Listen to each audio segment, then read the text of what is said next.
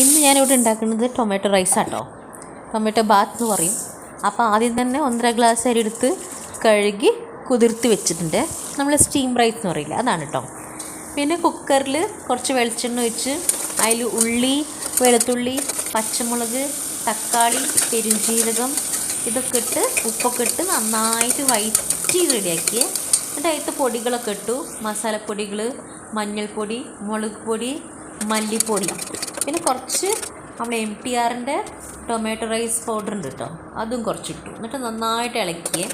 അത് ഇളക്കിയ ശേഷം പിന്നെ അതിൽ ഉപ്പൊക്കെ നോക്കി നെക്സ്റ്റ് അരി ഇട്ടു. കുതിർത്ത് വെച്ച അരി ഉണ്ടല്ലേ, അതിട്ടു നന്നായിട്ട് ഇളക്കി. അതിൻ്റെ മുകളിൽ കൂടെ കുറച്ചും കൂടിയും MTRൻ്റെ ടൊമാറ്റോ റൈസ് പൗഡറൊക്കെ ഇട്ട് 1.5 ഗ്ലാസ് അരിക്ക് 3 ഗ്ലാസ് വെള്ളം ഒഴിച്ചു.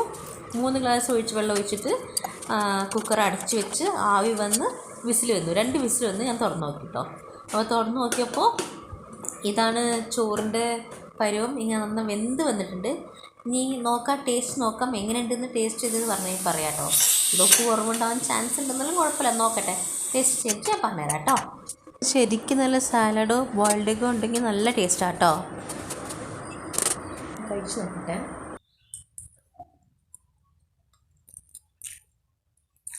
കുറച്ച് ഉപ്പ് കുറവുണ്ട്. നമുക്ക് അഡ്ജസ്റ്റ് ചെയ്യാം, നല്ല ടേസ്റ്റ്. പക്ഷേ ഇങ്ങനത്തെയൊക്കെ റൈസ് ഉണ്ടാക്കുമ്പോൾ എന്താ വെച്ചാൽ നമ്മൾ ചൂടോടെ കഴിക്കണം. അതാ ചൂടാറി വെച്ചിട്ട് ഒരു യൂസില്ല. അപ്പോൾ നിങ്ങളിത് ട്രൈ ചെയ്ത് നോക്ക്.